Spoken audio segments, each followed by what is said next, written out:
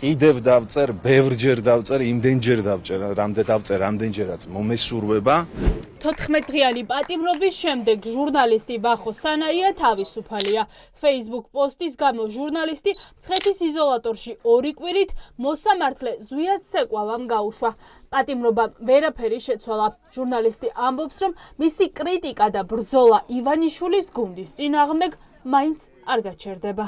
აქ იმისთვის არ მжდარვა რომ გამოვიდე და რამე არ დავწერო. აქ იმისთვის ვიჯექი რომ წერ და ვლაპარაკობ და კიდევ დავწერ და კიდევ ვილაპარაკებ. ვერანაირი პატიმრობა, ვერანაირი ჯარიმა, ვერანაირი დარბევა ეს ჩვენზე ვერ მოახდენს იმ გავლენას, რა ჩანაფიქრით შეიძლება კონდეს ამ ქვეყნის de facto მმართველს. იმიტომ რომ რამდენჯერაც არ უნდა ჩაგვშვან ციხეში, რა ჯარიმაც არ უნდა გამოწერონ. ჩვენი ბრძოლა გაგრძელდება. მე ყველას შევახსენებ ჩვენს სლოგანს, ძალიან მარტივი, გასაგები და მკაფიო სლოგანია ბოლომდე.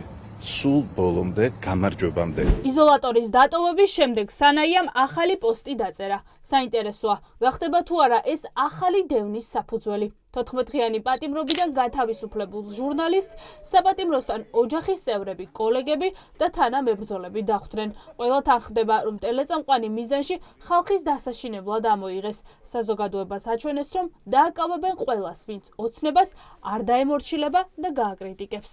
ვახოს ვერ დააშინებენ. ეხლა ვინც ეს გააკეთა, ის სავარაუდოდ ძალიან კარგად იცნობს ვახოს და აი რა უნდა მოხდეს, რომ ვახო კონკრეტულად ეს ერთი ადამიანი შეაშინოთ. ასეთი რამე არ არსებობს.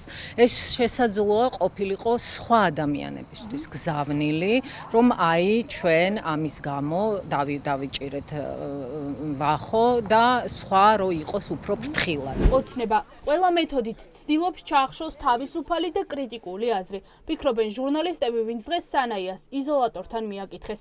თავისუფალი მედიის ხმა დღეს ივანიშვილის გუნდისთვის ყველაზე დიდი თავისტკივილია. მე მგონი ქართულმა ოცნებამ დიდი ხანია იფიქრა და მიიღო გადაწყვეტილება, რომ ზოგადად თავისუფალი პროფესიები ამ ქვეყანაში არ უნდა არსებობდეს. ზოგადად თავისუფლება არ უნდა არსებობდეს. ჩვენ ხელისუფლებისგან რაიმეს ახალს და მოულოდნელს აღარაფერს ველით იმას, რაზეც ჩამოყალიბდება ქართული საზოგადოება, რომლის უკეთ ინფორმირების, ჩამოყალიბებისა და თავისუფლებისთვის ბრძოლის მობილიზებისთვისაც დამოუკიდებელ ქართულ მედიას ყოველთვის ჰქონდა მნიშვნელოვანი როლი და წვლილი და აქვს კიდეც.